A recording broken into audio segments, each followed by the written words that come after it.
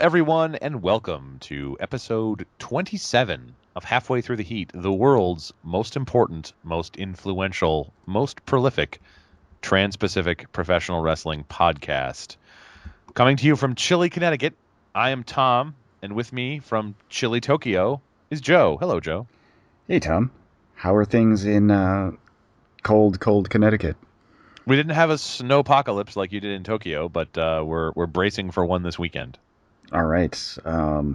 Sounds great. The snow in Tokyo melted immediately, but it still managed to shut down the city for like an entire day. Not used to the snowstorms in Tokyo. I get it. No. Well, we have a lot to talk about this week. We have a lot of news. We're going to have some news about Hulk Hogan and WrestleMania 32. We're going to talk about more WWE Evolve crossover. We're going to talk about what Jim Ross is up to. We're also going to talk about what our friend Mark suggested in terms of things that detract from the wrestling experience. We're going to look at the Royal Rumble. We're going to talk about some entrance themes. But first, we're going to start off, as we always do, in a sea of negativity. We are an island of positivity, and we're going to say something positive about Raw.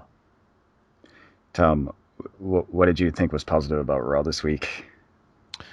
This week on Raw, I I like the fact that it wasn't 4 hours. That to me was positive.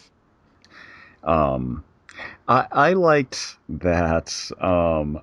It seems like they're gonna try and make Bray Wyatt strong at the end. Yes. That was like, because I like Bray Wyatt and I like the Wyatt family. And I think like I do too. They keep putting like the basic formula for the Wyatt family is like put them in a feud with somebody and then have them lose. Like they always lose. Anytime there's like a big finish coming for the Wyatt family, it's just all right, Wyatt, you lose. And I'm hoping that this is like the beginning of making them look stronger instead of having them lose all the time. So like having Bray Wyatt do a Sister Abigail on Brock Lesnar, that's pretty big. Yep. No, that was good. That was good. I also, in seriousness, I like the New Day's funeral for the trombone. That was good. But aside from the Wyatt family kind of standing tall and the New Day, who are the highlight of everything, it was a pretty bad Raw. Yeah, it wasn't spectacular. But no, they made fun of Jericho living in 1999. They did, which is true. Yeah. Well, I don't know. Before we go into the news, why don't we, since we're talking about WWE, why don't we talk about the Royal Rumble, because that's coming up this Sunday. Yeah. And this is, among other things, this is the first Royal Rumble since 1992 in which the WWE World Heavyweight Championship will be decided in the match. That in 92, if you'll recall, was won by Ric Flair, who also won the World Championship. Yes. So this time, Roman Reigns is coming in as the champion, and he has to defend his championship. And so that's sort of, let's be honest, right? We know who's gonna win the Royal Rumble, right? Yeah, I think they are really reaching with this. They're really like, okay, we get it. You guys want Roman Reigns to be popular. Like, seriously though, you're gonna like put him at number 1 in the Rumble and have him definitely win. I know and I'm sure he'll break the record for the longest time in the Royal Rumble, which Ric Flair also did in 92. Like, it's so predetermined. I mean, I guess there's an outside chance that he loses, but really, that's a very outside chance. Yeah, it seems really unlikely. Are they gonna have Roman Reigns lose the title like right before WrestleMania, where they want him to headline? Right. Seems unlikely. So far, we should say that the entrance in the Royal Rumble, it's a 30-man match, as you probably know, if you're listening to this. But so far, we've got the Big Show, Curtis Axel, Bray Wyatt, Braun Strongman, Luke Harper, Eric Rowan, Ryback, Dolph Ziggler, Chris Jericho, the Cool Dad, Roman Reigns will be the first entry. Brock Lesnar, Stardust, Sheamus, R-Truth, Mark Henry, Neville, and Titus O'Neil. Not all of the aren't all of the Wyatt family in, or no? The whole Wyatt family, yeah. Bray Wyatt, Braun Strongman, Luke Harper. Oh wait, but all of the all of the social outcasts. Oh, are they all in? I don't know. I'm Curtis Axel is in, like. Curtis Axel. Yeah, I thought Heath Slater was on the list. Oh man. Who knows? Well, I mean, it's going to be, and there'll probably be a couple surprises. Maybe they'll bring back some... aren't all of the what's it called? League of Nations in too? Sheamus is in, but Alberto Del Rio's not. He's wrestling Kalisto elsewhere on the card. Oh, okay. Rusev? It's Rusev. Rusev has not been announced. Weird. R-Truth is in it, though. He's going to win. It's going to be R-Truth. That's my prediction. R-Truth. Yeah, the other matches on the card, actually, I'm semi-excited for these matches. Dean Ambrose versus Kevin Owens. That'll be good. For the Intercontinental Championship. Do you think Dean Ambrose is going to pretend to fall out of the middle rope and then bounce back for a clothesline? That's foreshadowing of something we're going to talk about later. I think that'll probably happen in that match. Del Rio and Kalisto, that'll be good. They had a good match. Was it last week? But then, like on SmackDown, Kalisto won that surprise, and then the belt immediately went back with the horrible 50-50 booking that we all come to know and loathe. Yay, 50-50 booking. And Charlotte versus Becky Lynch. I actually think this could be a really good match, and I'm hoping Becky Lynch will win. That's a possibility. I kind of doubt it. I think Charlotte will win, but that could be a good match. They've had some, for whatever reason, their feud has been better than Charlotte and Paige, and I'm hoping that will continue. And then the New Day versus the Usos for the Tag Team Championship. For the millionth time. You have any predictions on surprise entrants in the Rumble? People from the past? NXT people? Because they're going to be in Florida. Oh, yeah. NXT people will definitely be there.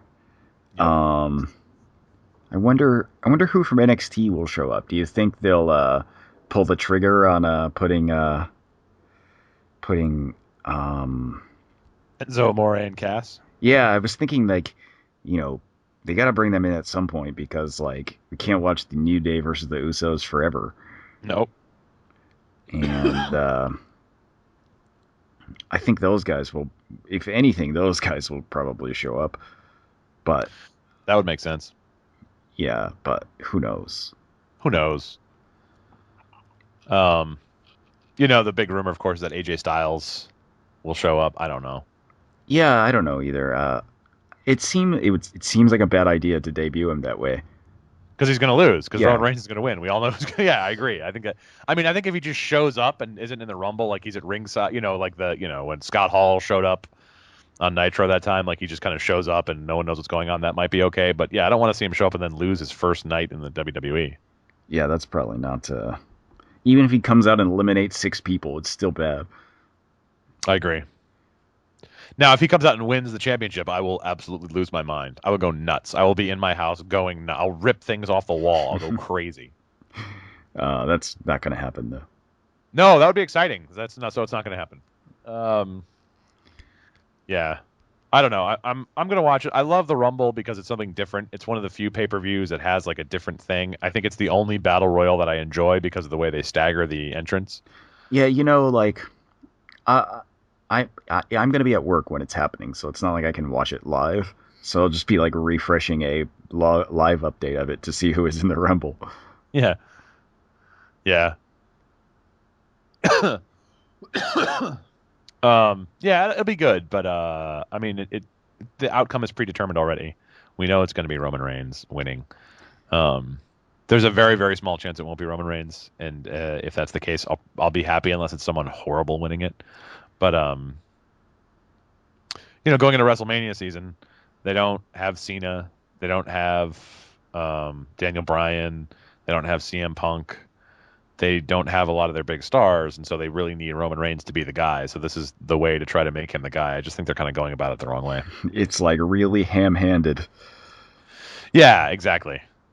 Yeah, I mean and I think they're sort of setting it up as a counterpoint to the Royal Rumble last year where Roman Reigns got booed out of the building.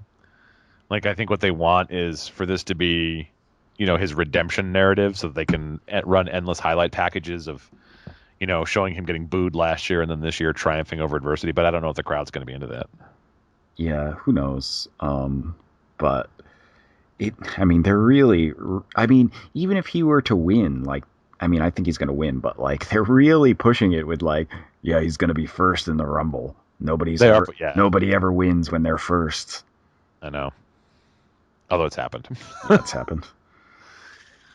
Yeah, I just think like, and also, so the last time this happened with the championship on the line and in the actual Royal Rumble match itself, it was Ric Flair. And I think Roman Reigns is a good wrestler. I think he doesn't get nearly the respect that he deserves especially for improving. And I have a Roman Reigns T-shirt. I'm not playing around, but he's not Ric Flair. Ric Flair can easily, especially in 1992 when Ric Flair was still sort of at the height of his powers or close to it. An hour-long match working with a bunch of different guys was no problem for Ric Flair.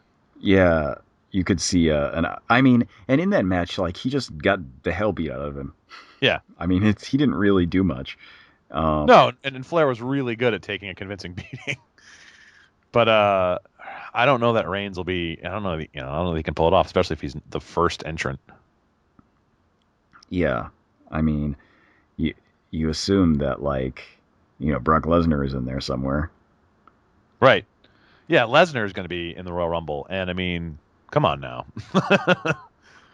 we're gonna believe that Roman Reigns can, like, fend off a bunch of dudes and then take out Brock Lesnar. I don't know. I just don't know. And I think the idea of him being first, like, kills it for me. I think, like, okay, he's gonna win, but like, they'll bring him at like 15 or something, and it'll be okay. But like, putting him first is like, oh, you guys are like,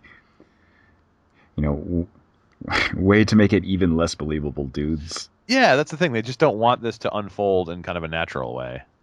They just want to sort of determine this narrative, over-determine the narrative. Yeah, like, when have they been doing this where they announce who is first in the Rumble before? It's happened before, but they don't do it every year. Like, this was announced weeks ago, which I think was just a mistake because it's the idea is to create excitement about the Rumble, and it's done the opposite. Yeah, it doesn't make me excited for it. It just makes me like want to check who is in the Rumble, like, who are the surprise guests. Yeah, which, like, old ECW guy is going to show up and be in the Royal Rumble. Yeah, it's Chris Chetty. That would be great, Chris Chetty. Oh my God, I could see DDP. I don't know. I'm trying to think of who lives in Florida. I think DDP was there last year, wasn't he? What? He might have been. It was. Oh, you're right. I think he was. Bubba Ray was definitely in it last year. Yeah. And the Boogeyman. The Boogeyman. Who's in Florida? Fucking Hulk Hogan. Yeah. He's not showing up. That would be a surprise, though. That would be a surprise, and it would be, I'm going to be honest, it would be a welcome surprise. I'd be very excited to see the Hulkster. But it's too soon in his redemption narrative tour. Yeah, he hasn't even started his Gawker trial yet. No, well, haven't they done pretrial stuff? Yeah, I think they were there for pretrial arguments. But yeah, no, the thing isn't underway yet, and like, he's not. Well, anyway, so that's the Royal Rumble. We'll be paying attention. We'll be watching, but it's going to take something special to excite us. Although I honestly think, and this could be the dumbest thing I say on this podcast, for some reason I think the Charlotte Becky match is going to be good. That might very well be the dumbest thing you've ever said. I think it's going to be good. I think it's going to be good. And that, and then when it's 5 minutes and it's, ends because of Ric Flair interference, I'll eat my words. But still, it's definitely going to end because of Ric Flair interference. Yeah, because they got to have something. They got to have Nate do something because he's there. All right, we've talked about Hulk Hogan. We should get into the news then, because we got Hulk Hogan news. But first, we have sad news. Iron Mike Sharpe, who was WWF enhancement talent for many, many years. If you watch WWF wrestling in the 1980s, as Joe and I did, you probably remember Iron Mike Sharpe. He was the guy who had the loaded forearm. The loaded forearm. He was also Canada's greatest athlete. That's right. Yeah. He died this past week in his home in Hamilton, Ontario. He was 64 years old. There's no cause of death available yet. That is sad news. He was a lot of fun. He actually started out not as a jobber. He started out challenging Bob Backlund, who was the world title holder. If you watch like some of those Madison Square Garden thing, there's a bunch on. I don't know if they're on the network, but on YouTube you can watch like some old Madison Square Garden tapes of WWE from like the late 70s and early 80s, and Iron Mike Sharpe is there, and you're just like, whoa, he's like actually on winning. Yeah, and he did interview segments with Roddy Piper and Piper's Pit, and like he wasn't just like, there was enhancement talent where like they'd come out once or twice and lose, and that was the last time you ever saw them. But Iron Mike Sharpe was, he could carry a decent squash match. Like he could make his opponent look credible, which is a lost skill. We've talked about this before, right? That one of the things they're missing is a core of enhancement talents. Yeah, Iron Mike Sharpe is like was the kind of guy like you automatically recognize because he was on TV all the time. He just never won. Like he won occasionally, but like it was really rare, and he'd always be like facing somebody else who was like on that same tier. It'd be like the Brooklyn Brawler versus Iron Mike Sharpe, and you're just like, I don't know who's gonna win this. Rene Goulet. Yeah, Rene Goulet was, but like, another guy who was like actually winning matches in the 70s. But like, Iron Mike Sharpe was someone I actually I remember quite well actually from WWF TV when I was a kid. Yeah, even though like he lost all the time, like he's really rememberable because of the loaded forearm. That's right, the loaded forearm. Yeah, he was like one of those jobbers who had a gimmick, like Barry O. And actually Rene Goulet. Barry Horowitz also. And Barry Horowitz. Yeah, he was definitely memorable, and I have fond memories of Iron Mike Sharpe. So it's sad that he passed away this week at a pretty young age. 64 is not very old, and that's certainly something we've seen with wrestlers from his generation, right? Not living out their 70.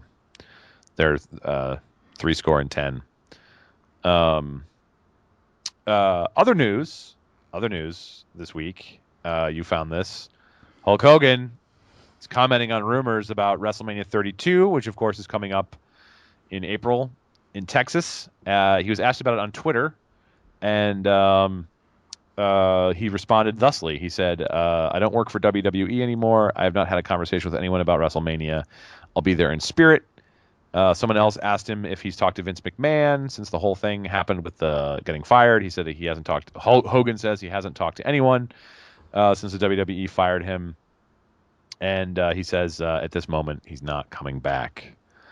Which I think is exactly what you'd say if you were talking to people and hoping to come back, right? Yeah, that's the kind of thing. Like you can't take anything anybody says in wrestling at face value. Yeah. So like you never know, but because we talked about it a couple of weeks ago, maybe months ago at this point, where Triple H said that he thought Hogan could come back at some point. Like I think there probably has been some kind of informal communication, but I think Hogan understands he doesn't want to do anything that's going to jeopardize it by saying, "Yeah, I'll be at WrestleMania," until it becomes official. Yeah. I don't know if it'll happen, but I still say it's going to be SummerSlam. Yeah, that seems like a possibility, and I don't know. Like I think they don't need Hogan at WrestleMania because they've got The Rock there, right? And Austin will be there for sure. Austin, has said that he will be there. It's Texas. Yeah, so those guys will be there, so they don't really need it. But SummerSlam is a different story. Yeah, SummerSlam is a different story, and I think that's enough time. The Gawker thing will be over by SummerSlam. That's enough time for Hogan to do like the Good Morning America apology tour or wherever he's going to go. The victory lap or whatever. The victory, yeah, the I'm sorry lap, and it's in Brooklyn, so it's a perfect opportunity for him to like do a photo op with a famous African American superstar in Brooklyn or something. Like it's just SummerSlam makes much more sense to me, and it'll be a year later, and people will have kind of forgotten it and moved on. I think WrestleMania is too soon, and like you said, WrestleMania, it's always a big event, and they've secured The Rock. Austin will definitely be there because it's Texas. The Undertaker will be doing something. Like they don't need Hogan to like convince people to come to WrestleMania. Yeah. Although, WrestleMania is looking kind of barren for matches.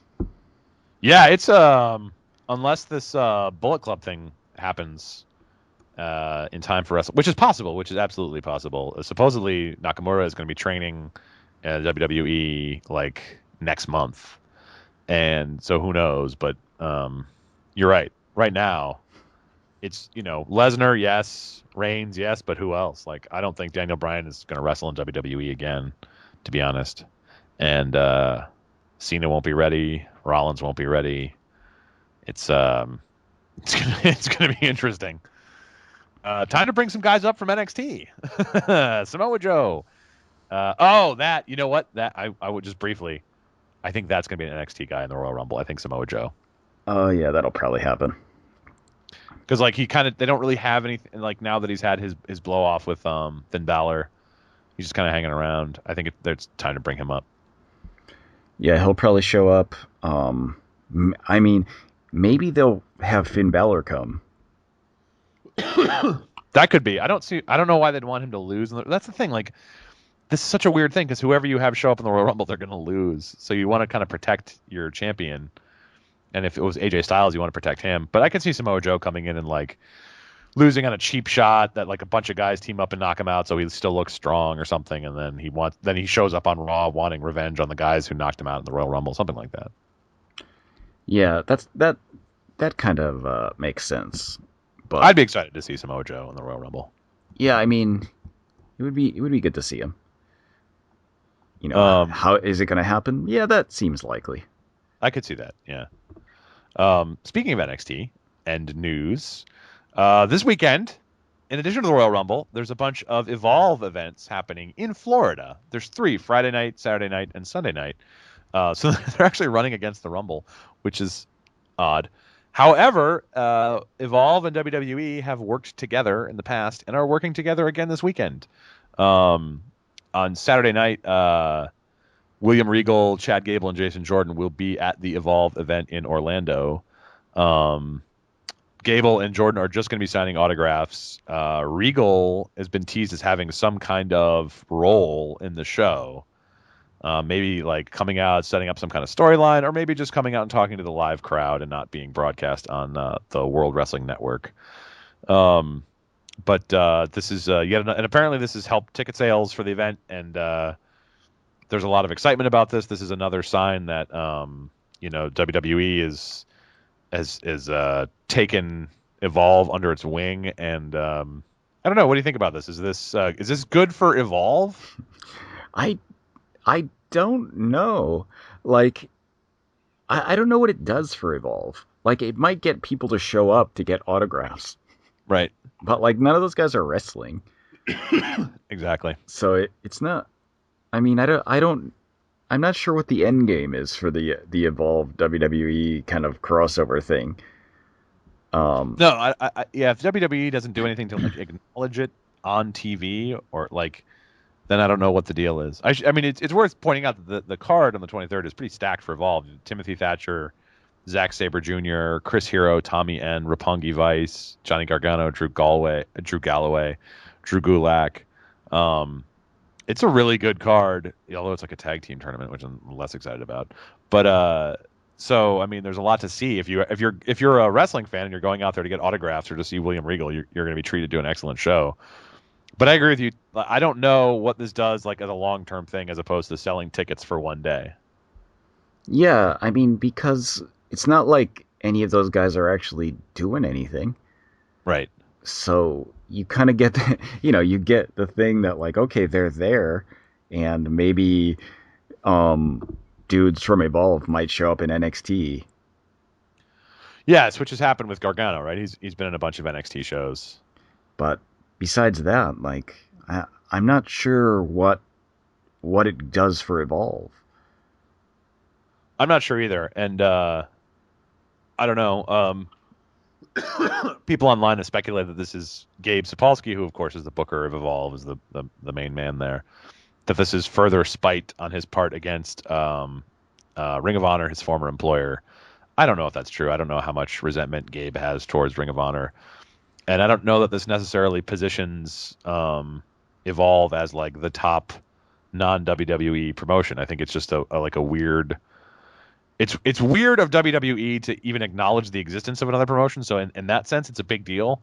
But in the sense of actually coming from like actually doing anything for Evolve long term, I don't know. Oh, speaking of Gabe Sapolsky, he's as I speak, he's just tweeted out that because of health reasons, Timothy Thatcher will not be competing this weekend. Sami Callihan, former Solomon Crow from NXT, will be there in his stead.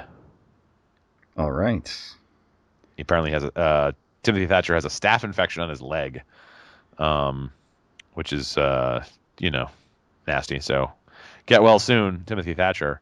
But yeah, I mean, like it's for me, from my perspective, it's cool that WWE is like actually sort of acknowledging there's a wrestling world beyond the WWE, which they also did with Jushin Thunder Liger. But like I don't know what that means long term. I don't know if this is just like a series of one-off events where they're like, oh, Jushin Thunder Liger is a legend, and then you never see him again or never hear from him again. Or they'll say like, oh, Evolve is this promotion that like, and then they promote it on WWE.com, but then you never, like when Johnny Gargano comes into NXT, he's not billed as the Evolve superstar, the former Evolve champion. He's just like one of wrestling's hottest free agents, which actually isn't true because he's under contract to Evolve.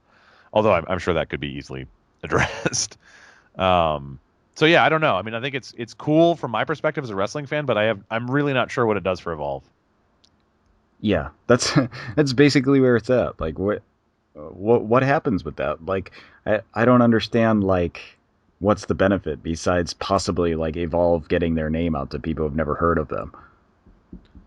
Yeah, and then like I'm not even sure that's happening because WWE.com has talked about it, but like there's never mentioned on any of the TV shows, so I don't know how many people are aware of this kind of partnership who aren't super fans already, who already know about Evolve.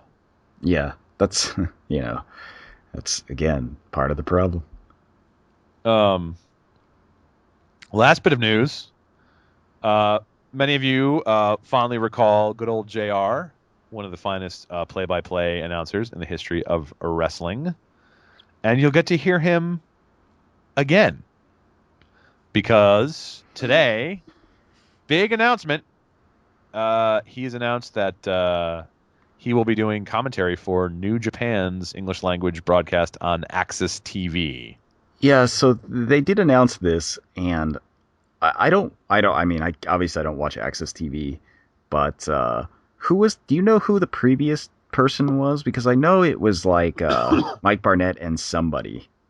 It was Mauro Ranallo who left Access to go to SmackDown. To go to SmackDown. So they had to replace him with somebody. So they picked good old JR. I guess that JR. makes sense. That does make sense. He's a big name. Access TV could certainly use some name recognition. But they've been doing. The problem with the New Japan on Access TV is that it's months behind what's actually happening. Yeah, it's a weird deal. It's like 6 or 7 months behind. I'm trying to remember what they're on right now, but like last time I checked it was like a few months ago, and they were playing Wrestle Kingdom 9, and that happened in January of last year. So, yep. And I mean, it was still 2015, so I think they're like 6 to 9 months behind.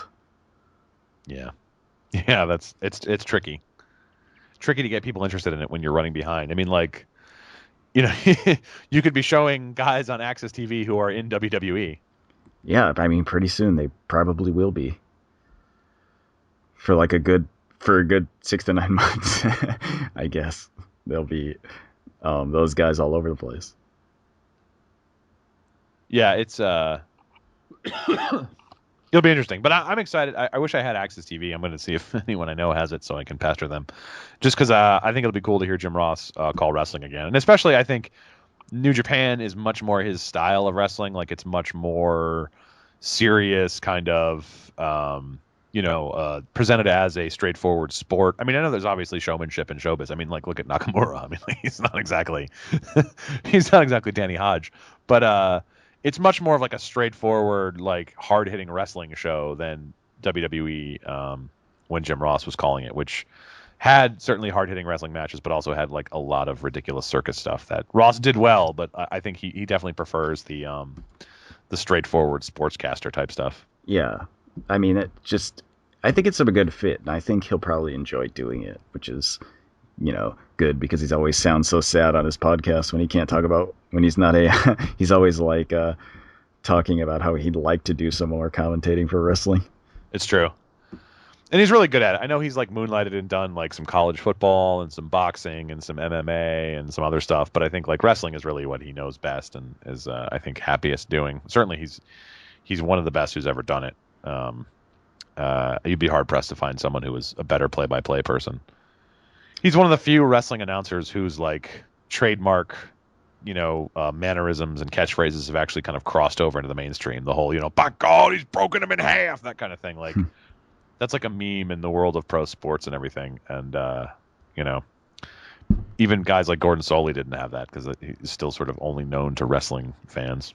Well, I mean, with Gordon Soley, there's just there's no other situation besides a wrestling match where you're going to be able to call a suplex.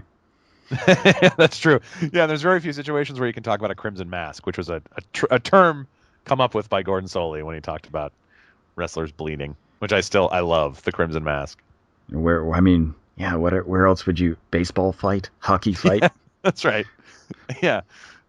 Yeah, exactly. There's not something has badly gone wrong on the field if someone is bleeding that much in like a basketball game. Something's gone horribly wrong if you've got all blood all over your face on a basketball game. It is true. You would and the announcers would not be able to talk about the crimson mask. They'd have to be serious. That's some interesting news. I'll be pretty excited to see what happens, if anything, with Evolve. I think the Hulk Hogan comments. Actually, it's funny. Hulk Hogan denying that there's been any conversation, that there's any plans, like makes me think that there are definitely plans, but not WrestleMania. It's too soon. All right. So last week we talked about wrestling tropes or wrestling cliches that make it hard to suspend your disbelief. For example, when guys like run out from the back in a purportedly spontaneous effort to help a babyface who's being beaten down, somehow their music is playing. Yes. Our friend and loyal listener, Mark, asked us via the internet to talk about ways in which wrestlers themselves often challenge the suspension of disbelief. And this is a really good point, right? Because there's things that happen in a wrestling match. And I'm not talking about the occasional, like, Undertaker lightning shooting, because I think everyone understands that's just part of the show. And it's fun, and I love it. But stuff that wrestlers do that make you say, this is ridiculous. This is hard to believe this is like an actual legit fight because these guys are doing this. And there's an example, you alluded to it earlier. A good example of this is when Dean Ambrose in a match. This happens in every single Dean Ambrose match now. He gets knocked back onto the second rope on his back, comes back with a clothesline. And the other guy is absolutely never prepared for it. And just like the first time I saw it, it was against Seth Rollins, and I was blown away. It was partly because Rollins did a backflip. He sold it so well. It looks like he got decapitated. And I was like, that was a great spot. And now I've seen it 130 times since then. You've seen it multiple times in one match at this point. Yeah, that's right. Yeah, it'll happen sometimes in more than one match. And it just, man, that spot is like overdone. Oh, it really is. And I think recently it was against Kevin Owens. Kevin Owens like made fun of it and like caught him in the rope and was like bouncing him up and down. Yes. That was funny. Yeah. Yeah. Yeah. That's, I mean, like, because, I mean, you should, every wrestler should have scouted that. In theory, if this was like two guys fighting, everyone who's ever seen a Dean Ambrose match is like, okay, I know he's going to do that. But instead, it's like he's done it for the first time every single time, and that really does. Another good example of this is the 619 Rey Mysterio. Yeah, I I mean, like because Rey Mysterio. how do you get your head in between the middle of the ropes all the time? Never happens. Right, and it only happens during Rey Mysterio matches. Yeah, but also the another classic example of this is like Andre the Giant. Always got wrapped up in the top and middle rope, like Yes. his arms tied in the cross, like a cross position. Yep, that's right. Randy Orton does the elevated DDT from a wrestler hanging from the middle rope in like every match, and it's like, how is it that guys are only like dangling from the middle rope when Randy Orton is wrestling them? Like, why does this never? Unless it's Rey Mysterio, in which case they're facing the other direction, so he can do the 619. And the problem is, like, you know, he did it once or something, and people loved it so much, and then it just became shtick. And I mean, I've seen Rey Mysterio in person. And I love. By the way, I loved Rey Mysterio back in the '90s when he was in ECW and then WCW. I loved Rey Mysterio, and when he came to WWE and was actually a success, as opposed to like what they've always done with wrestlers from Mexico, which is nothing except Mil Mascaras. I was like, this is great.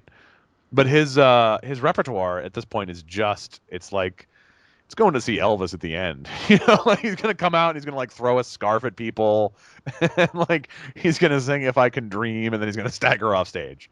You know the 619 is coming. You know it's gonna happen, and you're just like, yep, there it is. Yeah, I mean, that's kind of how it is. That's just what it's like. I mean, you have no expectations that it's going to be something new. It's always that kind of thing that happens unrealistically. Same thing happens with the Undertaker and Kane when they're wrestling someone. Not quite every match, but like every other match, someone always like jumps off the top rope and like lands just in the choke slam position. Yeah, like what were they initially trying to do? Where they were going to land standing up that way? Right. There's no move that involves like jumping and just landing in front of the guy. Like you're only doing that to set up a choke slam. That always gets me. Yeah, any move that like a finishing move or like a signature move, you know, should sort of happen naturally with the flow of the match. Like Ric Flair with the figure four. It's not like all you had to do is like get the guy on the ground to put on the figure four or the sharpshooter or whatever. Like you didn't have to they didn't have to get into like some very specific position and then wait there for you to do your move. I completely agree with Mark. That stuff does take away from the realism of it, where you're like, come on, no one is just going to sit there and wait to get kicked in the head by Rey Mysterio. Yeah, just doesn't happen. It does not happen. And I would also add that you don't see this much anymore, but like those kinds of like all flash, no substance moves from the Attitude Era, like the People's Elbow and the Worm that Scotty 2 Hotty would do. This is on my mind because I just saw it in person this month. The Worm. And kind of the 5-knuckle shuffle, which I think is like the last remnant of the Attitude Era, like ridiculous. It's all build up, and then like the actual move itself is nothing. Yeah, it's all build up, and then there's just like this kind of like he fell over with his hand out on it. Right. Yeah. Right. Yeah. And it was, I don't know, like it's fun to see the People's Elbow or whatever, but like, God, that's so unrealistic too. You're like, no one is just gonna lie there and wait for you to like do 2 minutes of dancing and then hit them with the elbow. Yeah. That's how it is. I mean, yeah, I guess like the any of those moves that you have to set up in weird positions like that, they're all like, I mean, they're good in the sense of showmanship and that like people know it's coming. Yeah. But like, man, you get yeah, that's true. I mean, like, I guess the crowd usually loves it, right? That's why they do it. And I get that. So, I mean, I don't know. But for me, I never get excited when someone jumps off the top rope and lands in the chokeslam position. I just think, oh, come on. What were you doing? Just do a drop kick. Just like Yeah, I know. That isn't going to happen if you did a drop kick. Yeah. God. But I mean, it is successful, so that's why they do it. So I mean, there's that. The other thing Mark brought up that you want to talk about is it possible for fan heckling to go too far? And we I don't know. We were actually in person, saw that happen at the Ring of Honor show we went to in Oh yeah, August. that's right. That's right. But it didn't go too far in the sense that like nobody else let it go farther. That's right. This was refreshment. This was the guy who was it Maria he was yelling at? Yeah. Yeah, okay. So this was like Maria came out with the Kingdom, and this guy he tried to get a chant of she's a crack whore started, which if you'll recall was one of the unpleasant legacies of ECW. That was a chant that you would hear a lot in ECW. And nobody joined in. Like no one joined in. And then he was like, "Oh, what? Nobody remembers ECW?" And then I forget, maybe it was you, but somebody said something like, "No, we remember. It was just stupid." Yeah. Yeah. Yeah, no, I mean I agree. Like yeah, that's a good point. Like some things like Mark mentioned guys flipping off Dijak at the at this event we went to see in January, and like I don't know, I've flipped off heels in the ring. You know, when they're doing that thing like the heels have done something horrible and they're like posing on the turnbuckles, like I've flipped them off. Like that's what you're supposed to do. Like the heel's the bad guy, and you're supposed to be like, well, like boo. they won't you. That's actually not a bad reaction, I think. Like, No, because like you kind of want people, if you're the heel and you're doing something heelish, like you want people to react to you that way. Yeah, you want people to be pissed off. Like what you don't want is people to just kind of stand there and stare at you. You want to see some guy get mad at you and flip you off. Yeah, so if like some dude is flipping you off, like it's not like overly disrespectful in the sense that like you're doing something shitty, so like they're having a bad reaction. Like that's kind of what you want.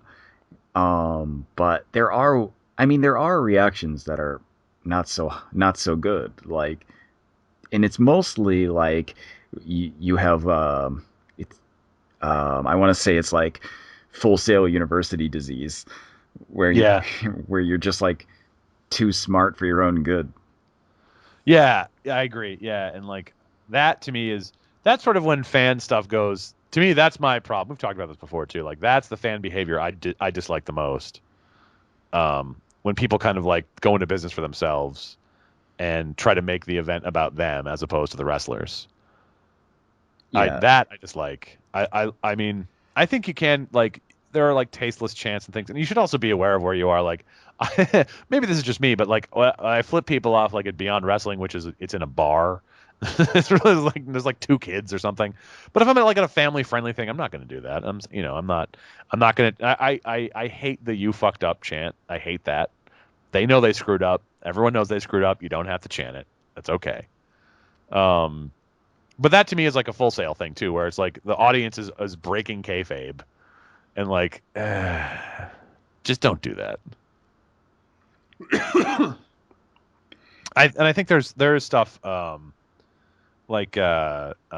I mean people can chant some dumb things, but in general like you want the crowd to be into it. And you want the crowd to like get mad at the people they're supposed to get mad at and be happy for the people they're supposed to be happy with. And like if there's bad guys who are fat, the crowd is going to make fun of the fat bad guys. That's fine. I don't care about that. Those fat guys know they're fat. That's part of their thing.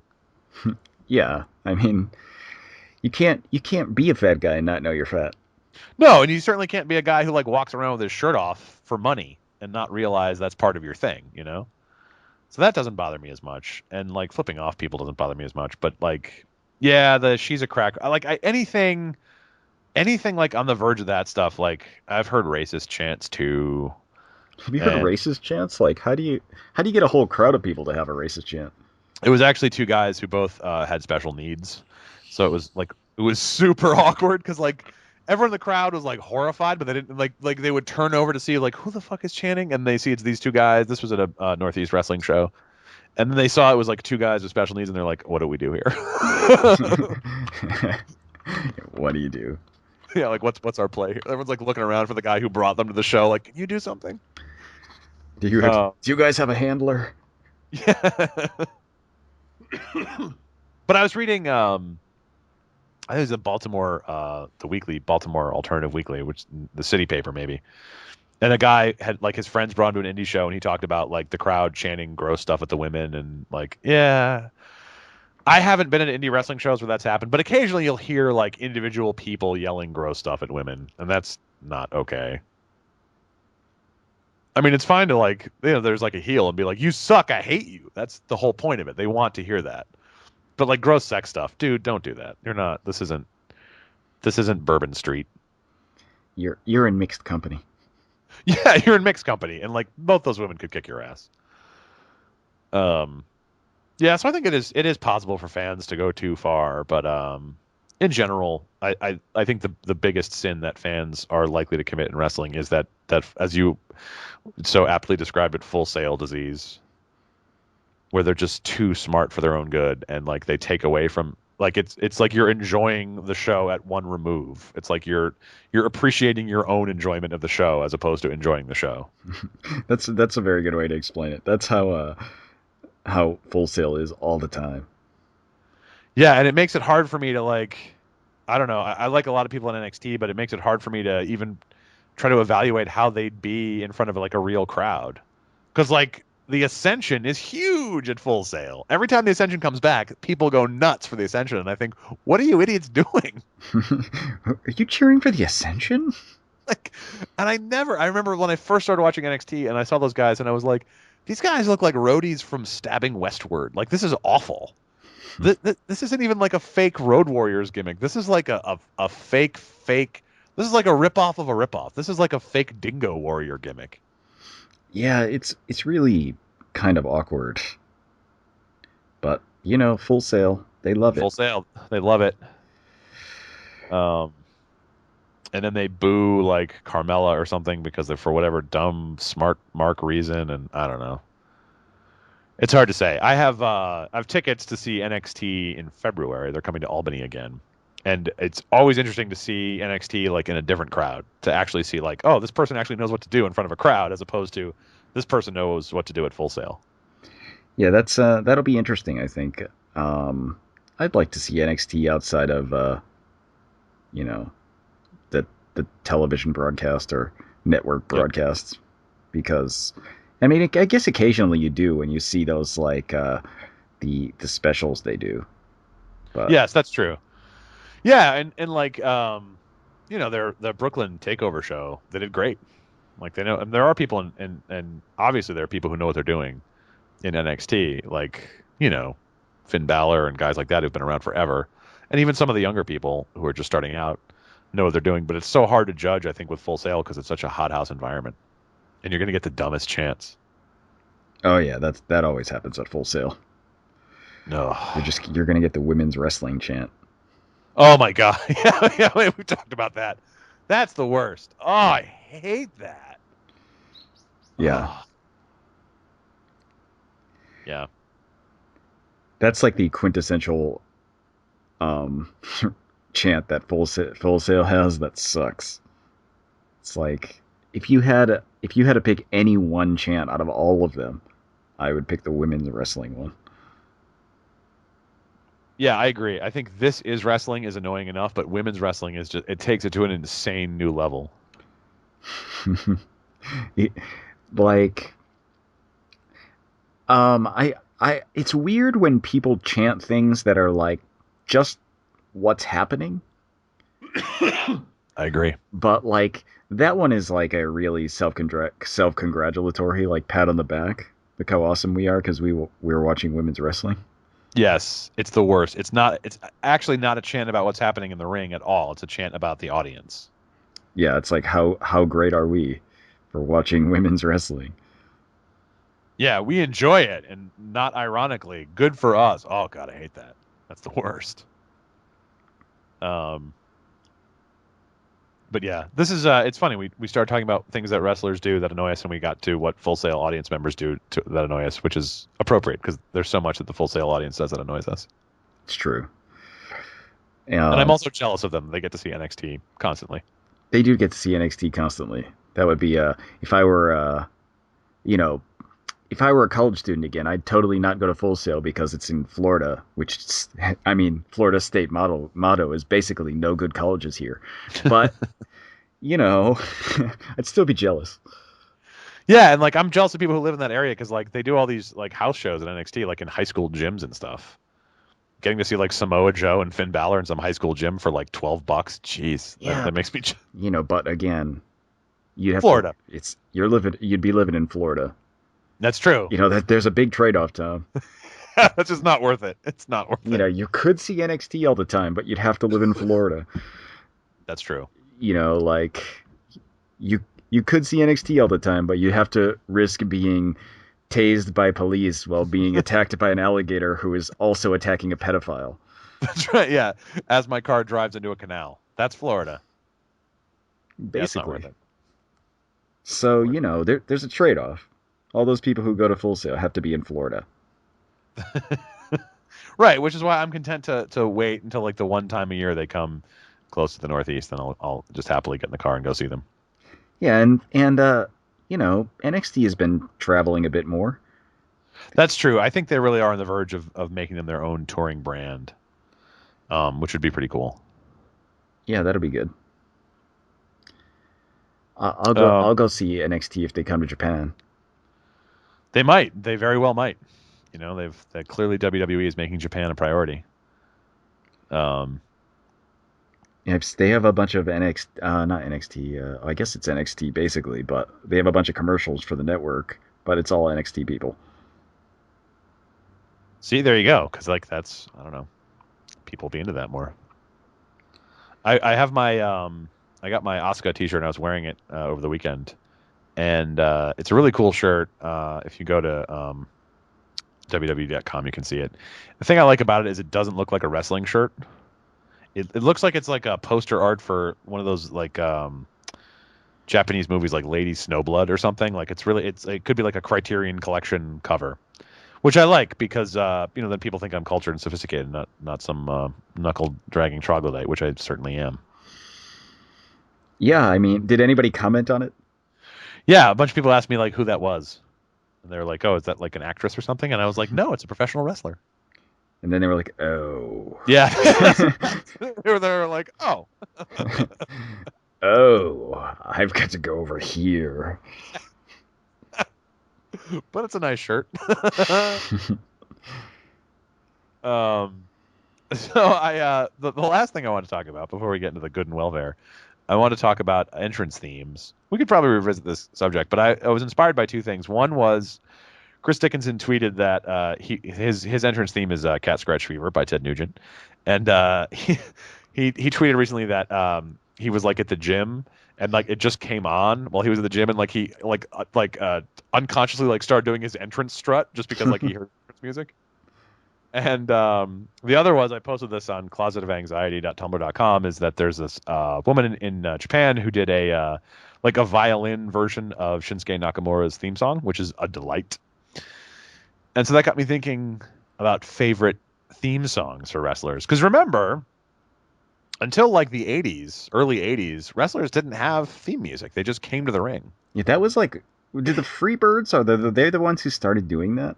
The Freebirds are the one who started doing it. The very first wrestler to do it was Gorgeous George, who came to the ring to Pomp and Circumstance, which also was eventually Randy Savage's music.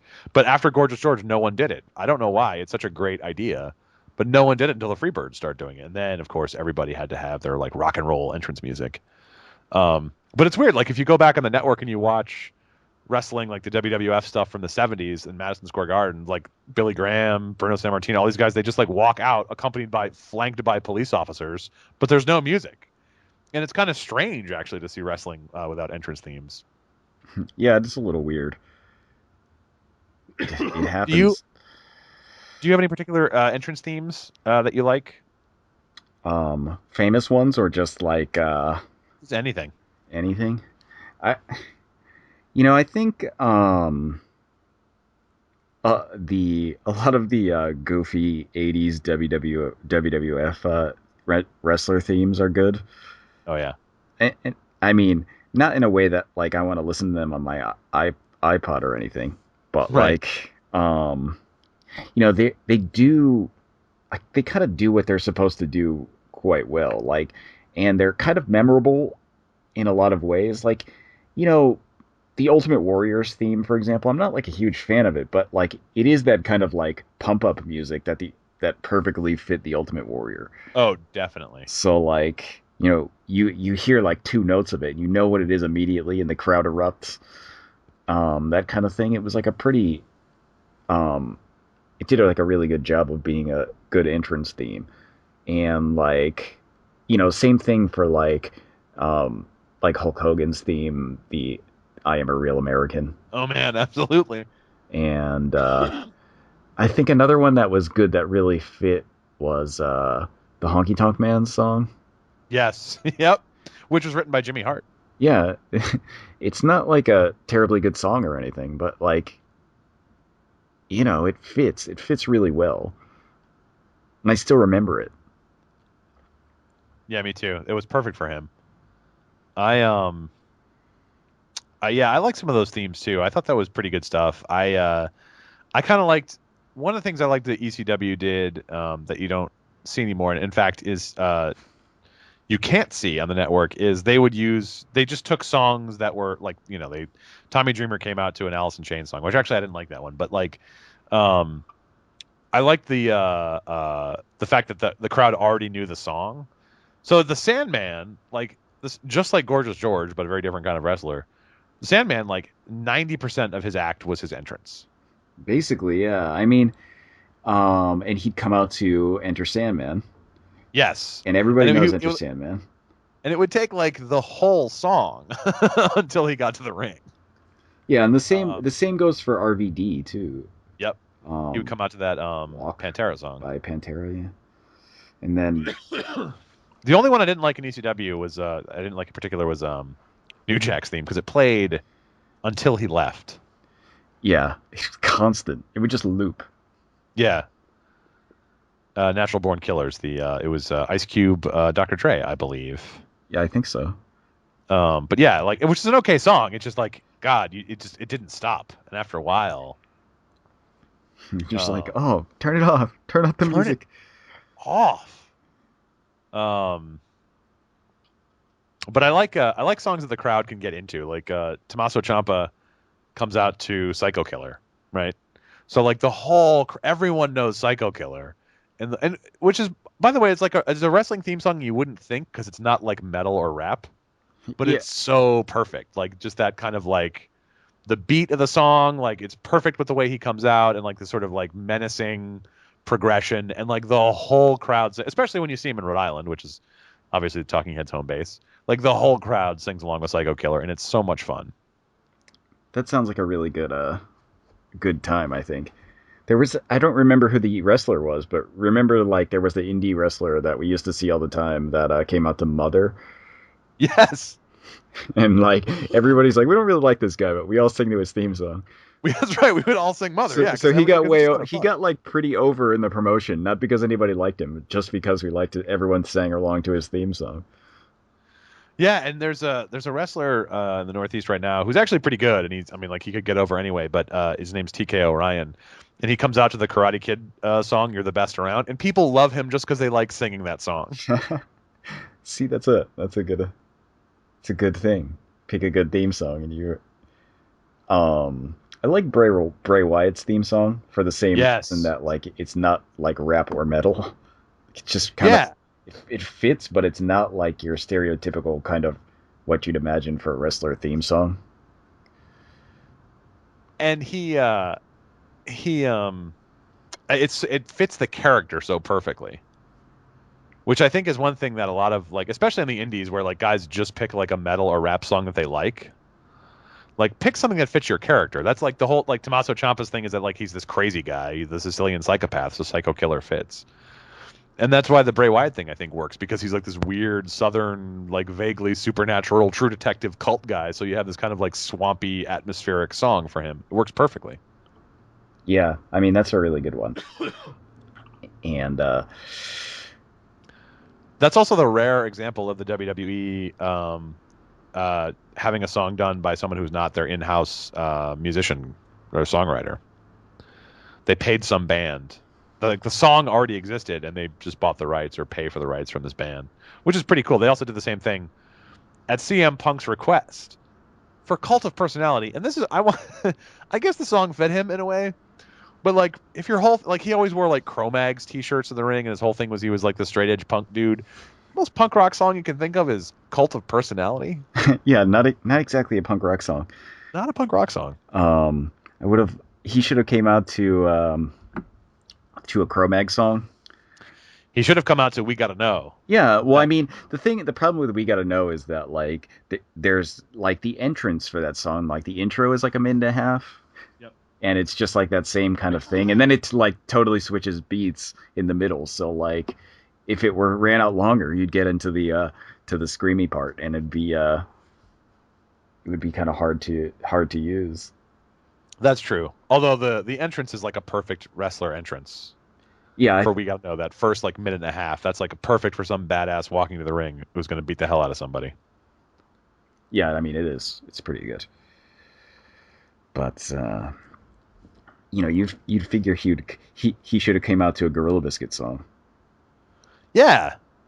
Or yeah, something. Just something that was actually punk rock or hardcore to like fit his whole persona. Could have came out to Start Today. Start Today would be a perfect song for him to come out to. And instead Cult of Personality. I like the classical music. I like that Flair came out to also Sprach Zarathustra. Yes. That's good. I mean, that's awesome. Like the Charlotte's theme is like basically the techno remix of that. Yes. And I have to say, I like the idea of Daniel Bryan coming out to Flight of the Valkyries, but they like the horrible techno remix version of Flight of the Valkyries. The song's fine as it is. And also, I'm pretty sure it's like, maybe it's not. I don't know. I think it's in the public domain, right? Flight of the Valkyries. It has to be. Like, yeah. Wagner died in the 19th century, didn't he? I'm pretty sure he wasn't alive into the 19th century, into the 20th century. Yeah. So just find some orchestral recording of that. And I'm positive he didn't live until 1935. That's right. Yeah. Okay. Here we go. Richard Wagner died in 1883. Come on, that's in the public domain. You don't have to pay anyone any money for that. You don't need a techno remix of Flight of the Valkyries. And like, that's they want to update it for the kids. Oh yeah, exactly. Which yeah. Are there any songs you think should be used? Start Today is a really good one. I would love to see Dalton Castle use a Queen song. That would be good. I don't know which Queen song though. No, that's true. But any wrestler who's doing Freddie Mercury should use a Queen song. Yeah. What about Jacob Mercury? He didn't use it. Oh my God! What a missed opportunity. What about that the other guy that we found? What was his name? Freddie Mercurio. Freddie Mercurio. He must have used the Queen song. I think he did. I think he definitely got the. He got it.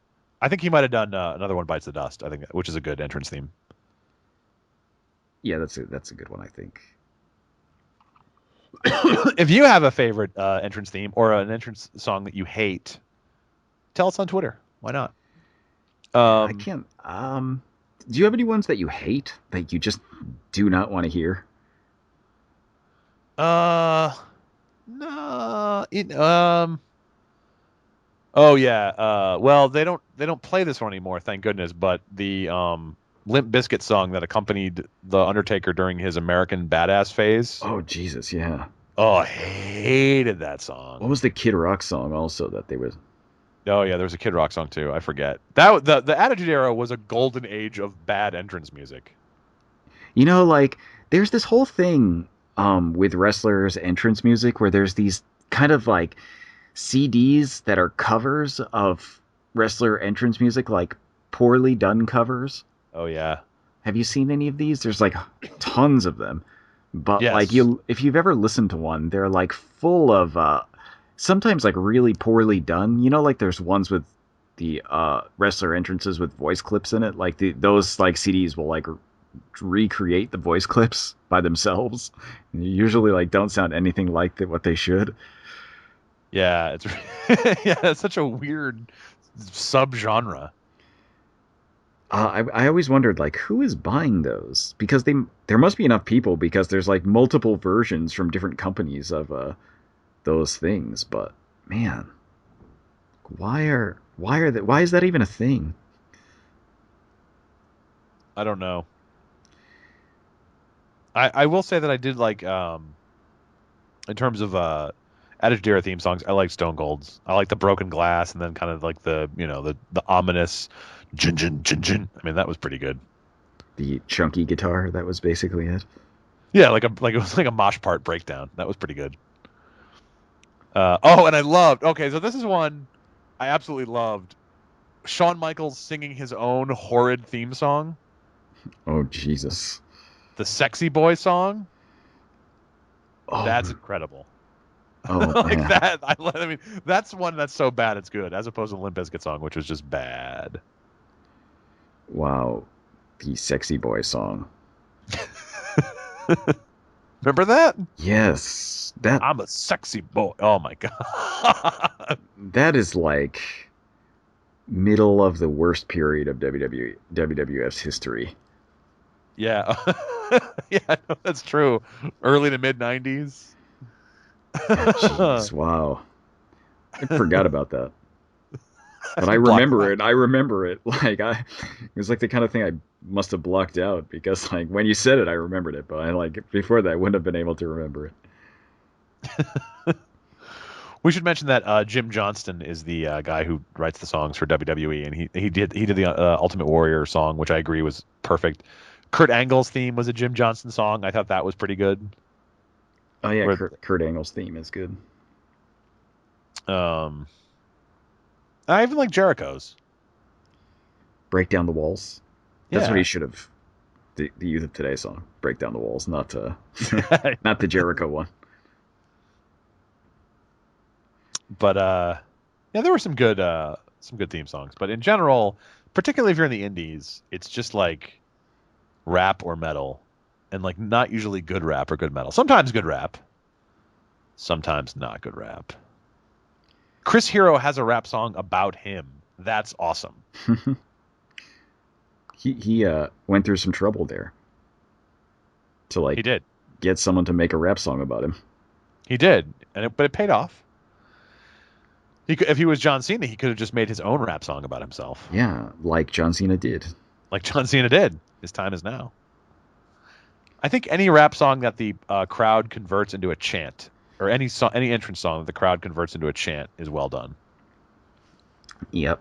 I think everybody's theme song should just be Darude's The Sandstorm. Yeah. You'll never get tired of it. It'll just always come out, and everyone will be like, oh, it's this song again. Let's do our weird little techno dance.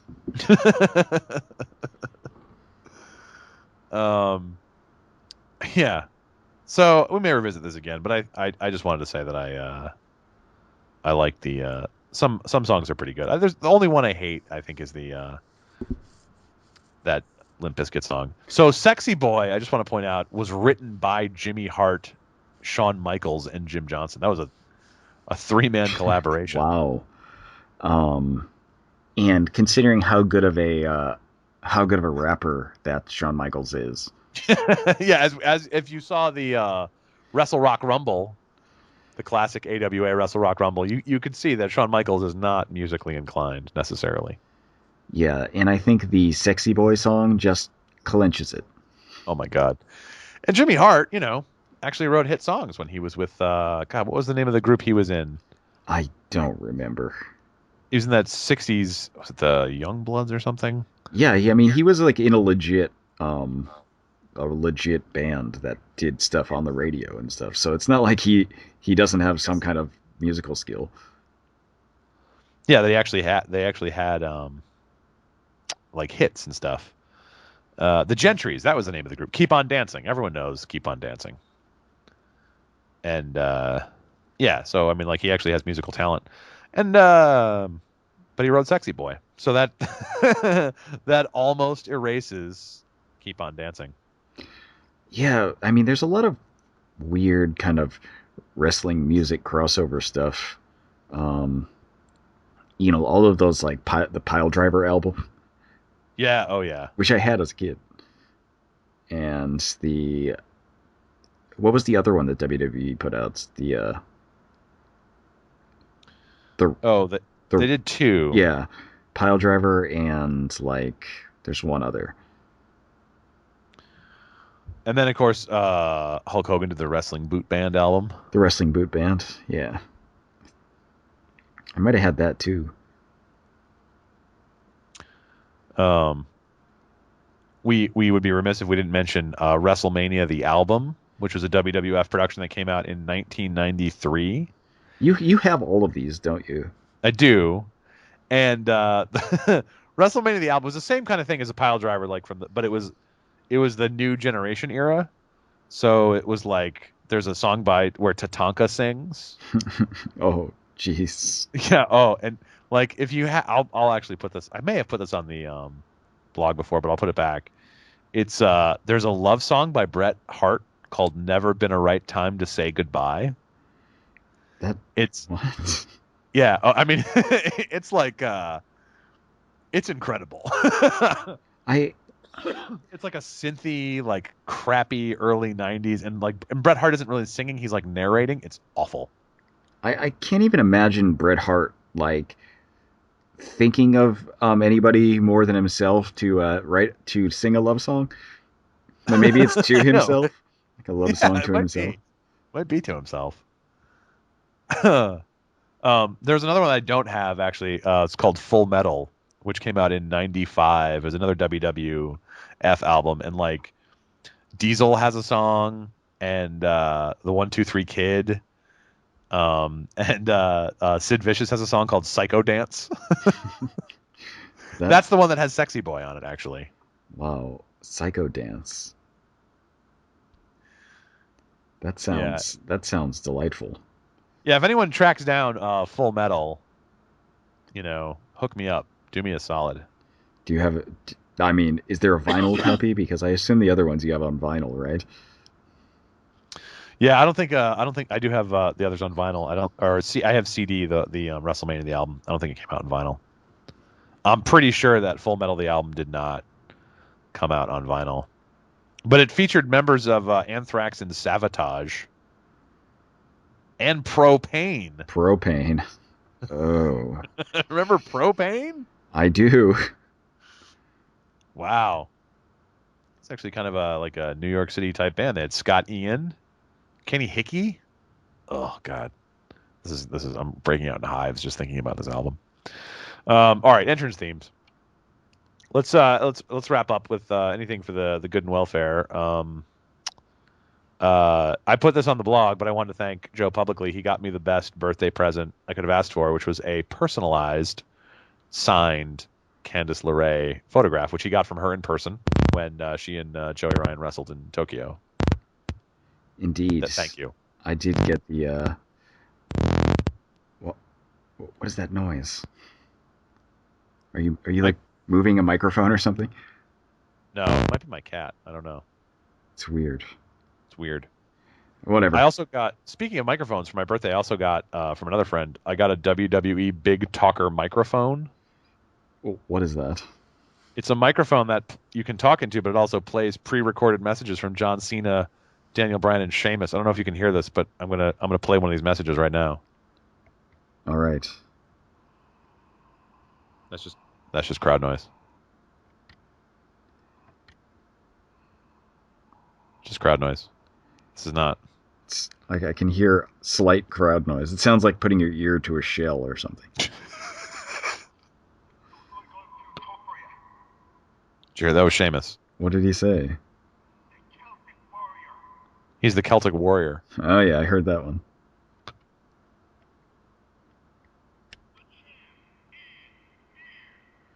My cat is terrified of this product, by the way. The champ is here.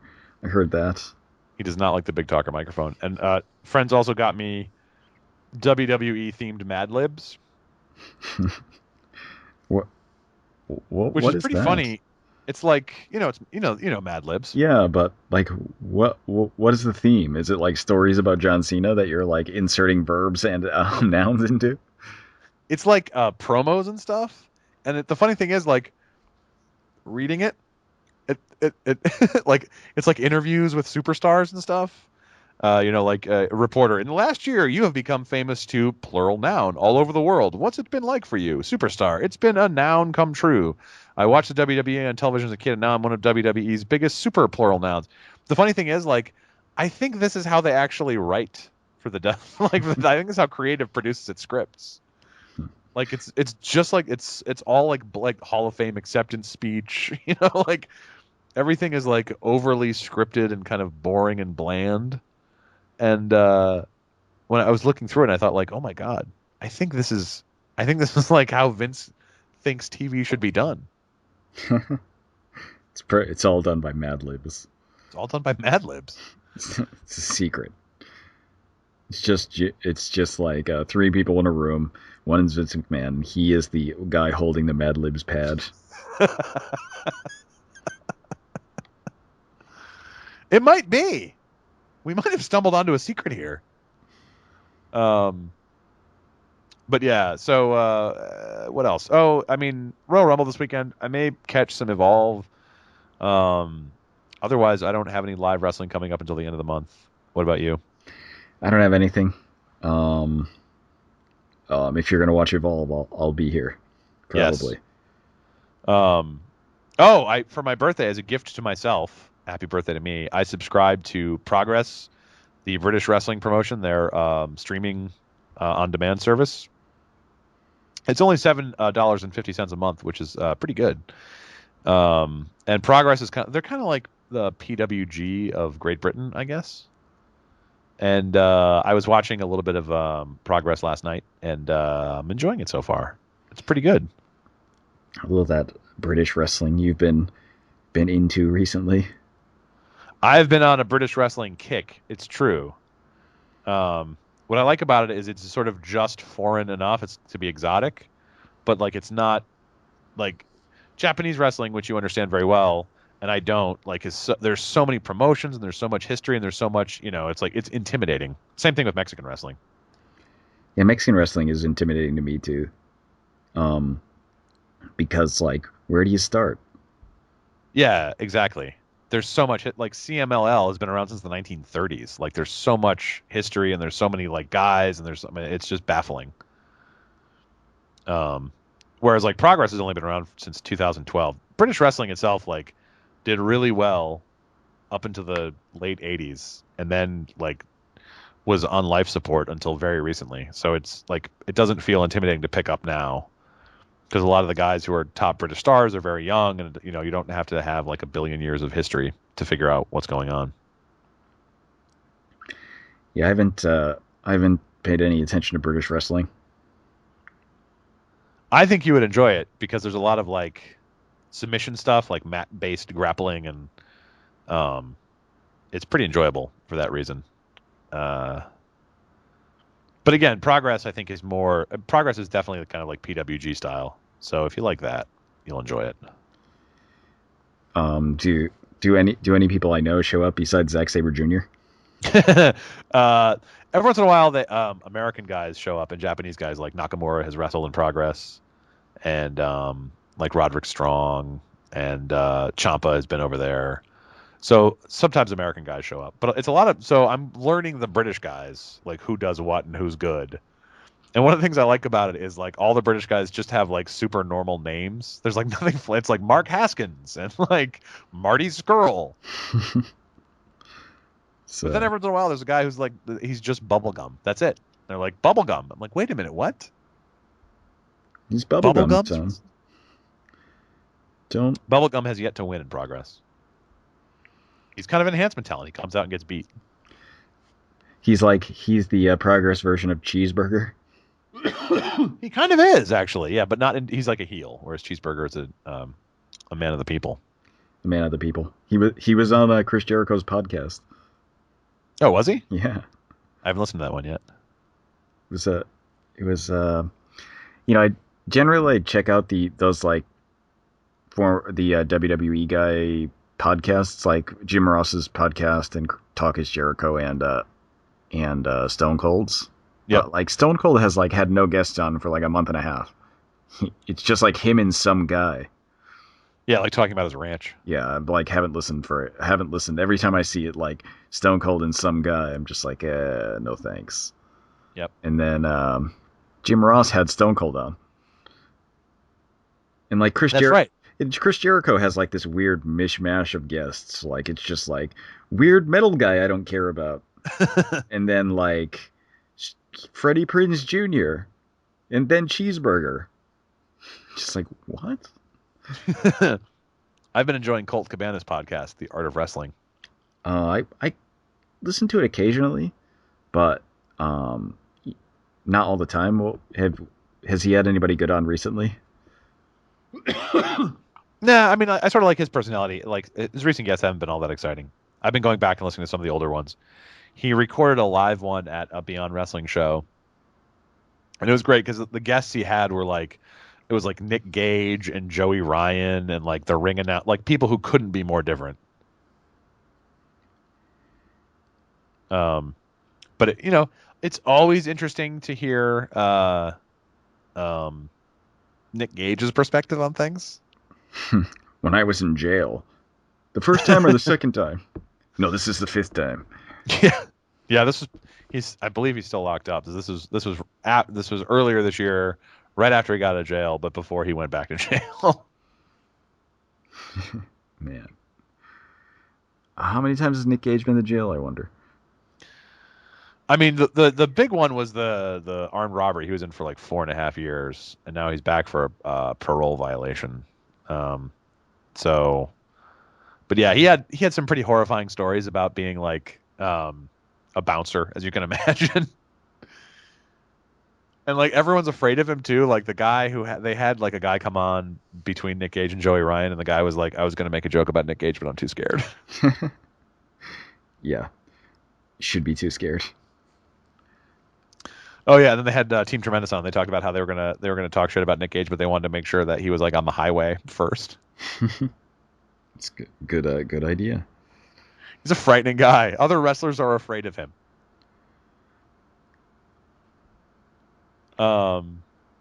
Yeah. So yeah, there's some good wrestling coming up. Evolve should be. Well, I don't know. It's always hard to say with Evolve. Could be good. Could just be boring. Yeah, it's one of those things. It's one of those things where you always like you see the card for an Evolve show and you're like, this is going to be amazing, and then you see the Evolve show and you're like, oh, it's all right, it's okay. I'm not complaining. Yeah, no, it wasn't bad, but I've seen like small indie shows that were more entertaining. Yeah. All right. Well, so if you're absolutely obsessed with getting more wrestling content from us, there's a way to do that. There are multiple ways to do that. There are multiple ways to do that. One way is to go on Twitter, and I'm at TJ Breen. Indeed, you are. You are at XCornMuffinX. Yes, I am. And another way is to go on Tumblr, where I will post Bret Hart's love song. To the horror of all of Tumblr. Where you can see all kinds of great stuff. That's closetofanxiety.tumblr.com. Yes, you can see the signed picture of Candice LeRae up now. Yes, you can. It's up now. That is the best birthday present. And so you are hakujinjo.tumblr.com. Indeed, I am. I post much less frequently than Tom, but I still post stuff occasionally. Yes, there's the comparisons of Japanese and American kayfabe mags is delightful. I have more of those to do. I just haven't posted them, but there'll be more of that. But yeah, I think is that it? That's all we got. We've got this YouTube channel that you're listening to things on. That's true. So thanks for listening, everyone, this week. We'll be back next week with more exciting wrestling news. It'll be after the Royal Rumble when R-Truth will be the World Heavyweight Champion. R-Truth, our next World Heavyweight Champion. They're gonna pull all their money in the R-Truth basket. I would like that. But no one else would. But I would like that. Yeah, I'd be happy with R-Truth being the champion. That'd be okay. Too. The most exciting thing for me would be AJ Styles showing up and winning. I mean, honestly, my house is going to get wrecked if that happens. It's just not going to happen. It's not going to happen. It's not going to happen, which is too bad. All right. Thank you, everyone, for listening. If you want to get in touch with us, there are many ways to do so. Please feel free. And in the meantime, keep enjoying wrestling. All right. We will catch you guys next week.